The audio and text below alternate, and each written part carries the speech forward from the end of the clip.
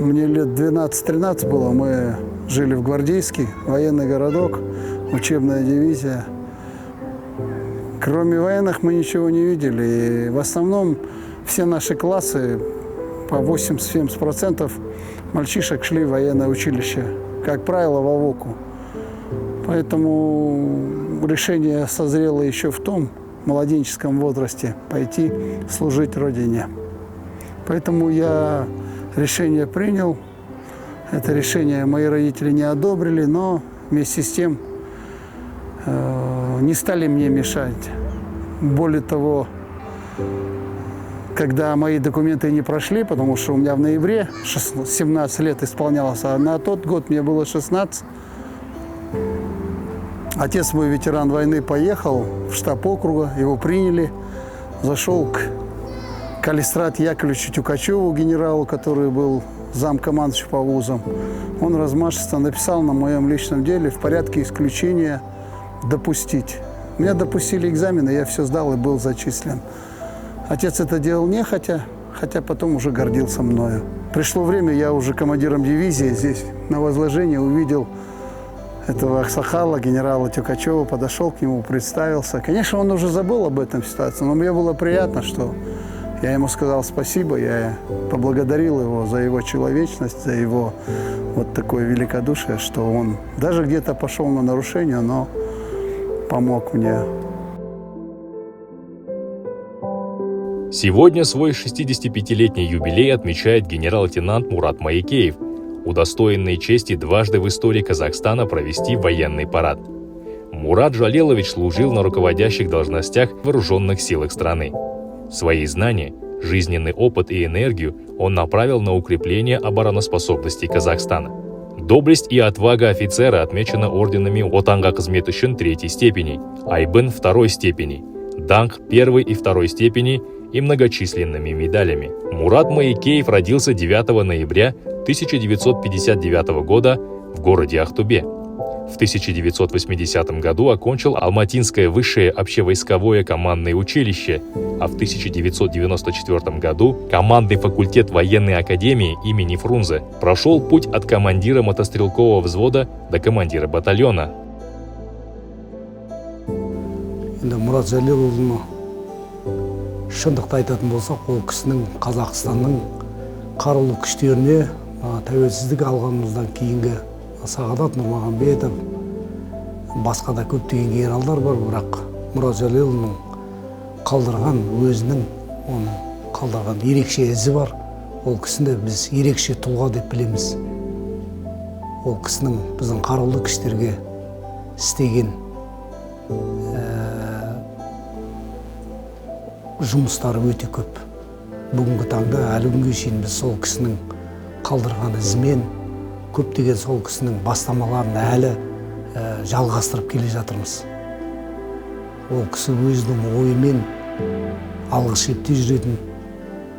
Сондықтан мен бүгін өте толғанып тұрмын, өйткені Мурат Жалелұлы бізге мысалы әрбір әскери адамның бір өзінің сондай бір ерекше пір тұтатын адам болса, Мурат Жалелұлы сондай тұлғаның бірі.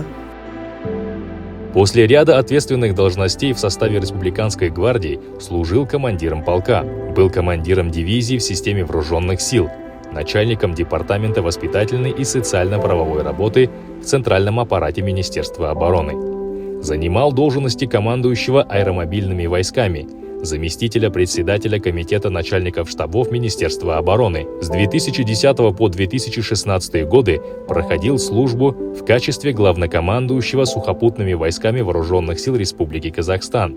7 мая 2011 года указом президента Мурату Жалеловичу было присвоено звание генерал-лейтенант. С Муратом Жалеловичем Маекеевым мы познакомились в Сарзыкском гарнизоне. Он был замкомандира дивизии, а я начальник штаба дивизии. С первой встречи мы подружились, стали хорошими друзьями, семейными друзьями. Я его знаю как решительного волевого генерала. Мурат Жалелович прошел все ступени службы от курсанта до начальника Генерального штаба Вооруженных сил. Какую бы он должность ни занимал, ответственную, он зарекомендовал себя умелым и чутким руководителем, грамотным генералом.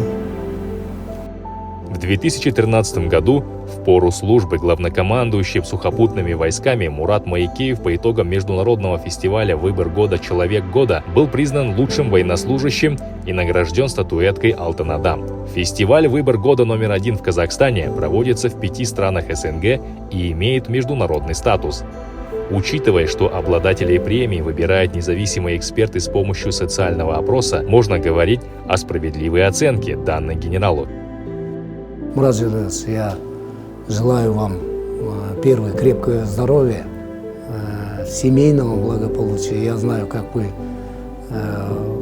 уважаете семейную ценность, он нам тоже проявлял. Дай Бог, чтобы у вас всегда на позитиве было. Одной из отличительных черт Мурат Жалеловича, он слабую сторону никогда не показывал. И я думаю, что и по жизни так. И единственная просьба в этот день хочу сказать, что я всегда прошу вас, чтобы вы написали мемуары, хорошую книгу, не одну. Вы можете это сделать, и поэтому я в этот день рождения попросил бы, чтобы вы завершили первую книгу и приступили ко второй, потому что я думаю, что для военной среды, да, среди младших, старших офицеров, высшего командного состава, эта книга для нас всех будет интересным. Я нового ничего не открою, это наша гордость, это наш, как знамя, как говорится, это наш один из тех, кто не дал нашей армии распасться, это генерал армии Нурмагомедов Сагадат Хожахметович. Это человек, который... Так получилось, что он узнал меня с командира дивизии и как-то отслеживал. И всегда давал такие наставления, советы, которые мне очень серьезно помогли в жизни. Учиться надо у многих. Как мой командир роты говорил, ты у прапорщика должен, лейтенант, учиться. Я это усвоил. Я вам назвал самых лучших учителей. 15 сентября 2016 года распоряжением главы государства генерал-лейтенант Мурат Маекеев был назначен первым заместителем министра обороны, начальником Генерального штаба Вооруженных сил Республики Казахстан. Беззаветная преданность делу, смелость и профессионализм Мурата Жалеловича стали примером для многих. Особого внимания заслуживает вклад генерала в повышение престижа аэромобильных войск, впоследствии преобразованных в десантно-штурмовые войска. Будучи командующим этого рода войск, совершил прыжок с парашютом, вдохновив своим примером молодых десантников. И это тоже характеризует его как настоящего командира. С особой симпатией к генералу относятся и представители СМИ. Для них казахстанский десант ассоциируется с именем генерала Маекеева. Более 40 лет он посвятил защите Отечества. В возрасте 60 лет в 2019 году вышел на пенсию. Конечно, как опытному организатору у него еще было много возможностей задержаться на должности. Но, как говорится, умение уходить вовремя – это тоже талант. Я хочу Мурата Жалеловича поздравить с 60-летием, пожелать ему доброго здоровья, семейного счастья и больших успехов в воспитании, в обучении будущих наших молодых офицеров. Вся моя служба, она прошла по гарнизонам. Я служил в ГСВГ, затем в Кяхте, Забайкальский военный округ, затем Монголия, с Монголии опять в Забайкальский военный округ, станция Мирная. Ну и после этого поступил в академию и переехал в Москву на 3 года. Это же переезды, учеба, разгрузки, контейнеры. И вот...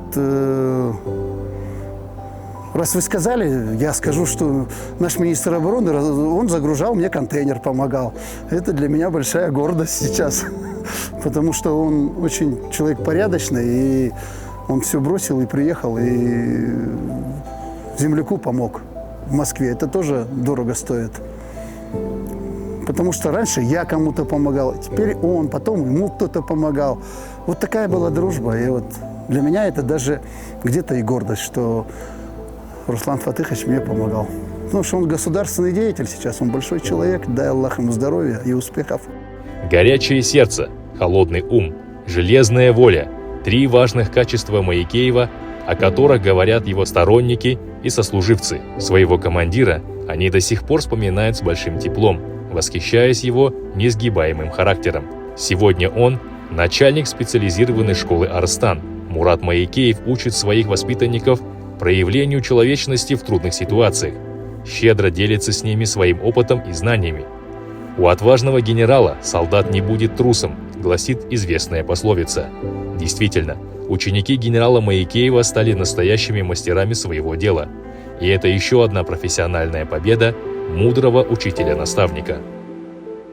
Ну, всякие были случаи. Были случаи в Германии, в парке двигатель меняем с моей учебной машины, а я дежурным стою. Техник роты молодой пацан, командир СДОВ моложе меня, а я уже где-то по 4-му году в Германии служил.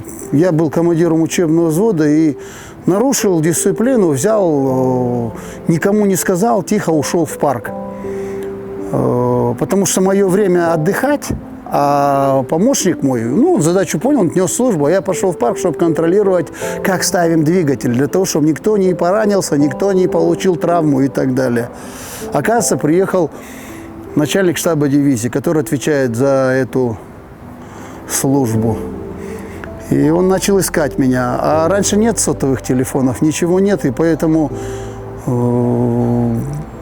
уже чудом какой-то дневальный бежал и говорил, ищем дежурного полку. Ну, это вообще, конечно, нарушение высочайшей дерзости и нехорошее.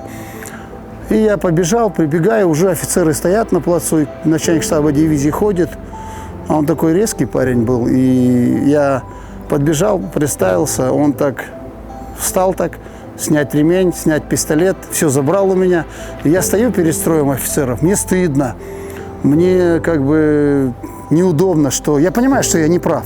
А с другой стороны, я выбрал главное звено. Лучше я прикрою солдат своими мерами безопасности и буду уверен, чем потом, не дай бог, что случись. Потому что работа, она шла, и после этого он уже готов был объявить мне 3 суток или 5 и отправить на губвахту.